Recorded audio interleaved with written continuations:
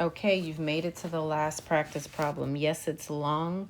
You have to get comfortable with these longer equations, knowing how to combine your like terms and distribute and all that. So just take your time, do each step, and you will be fine. So we're going to start by distributing because we have parentheses. So I think we have all 5 steps here. -3 gives you -6x plus 3 because negative times negative is positive. Don't forget the plus 4.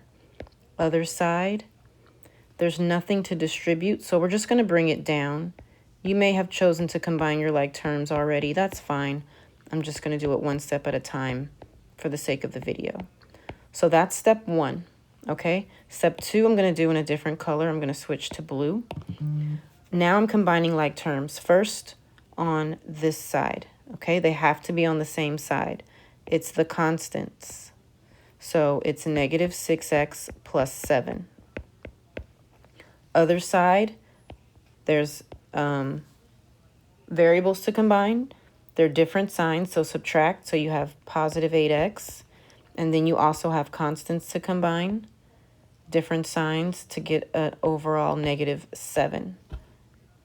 Now it's more manageable. See how it was really long, and now we only have 4 terms. I need all of my variables to be on the same side. I'm going to choose the smaller one. If you choose the larger one, it's okay. You'll still get the right answer. There's just going to be an extra step. So do the opposite of minus and add 6x here and add 6x there. These go away. Bring down your 7. 8 and 6 make 14.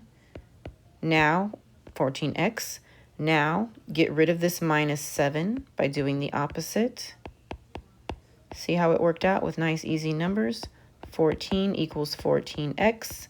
Isolate your variable by dividing. X equals 1, I think.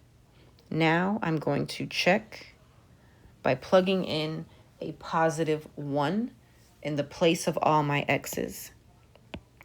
Now, I hope I don't lose you, but I am going to do some math in my head because multiplying by 1 doesn't change anything, okay?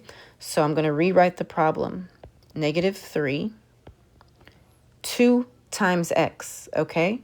Instead of writing 2 times 1, I'm just going to put 2. And then I'm going to bring down the -1. Plus 4 equals -3 times 1 is just -3. Plus 10 plus 11 times 1 is just 11 minus 17.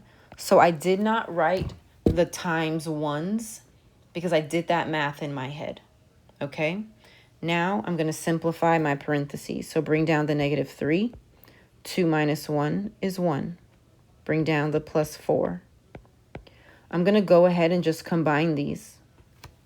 Why not?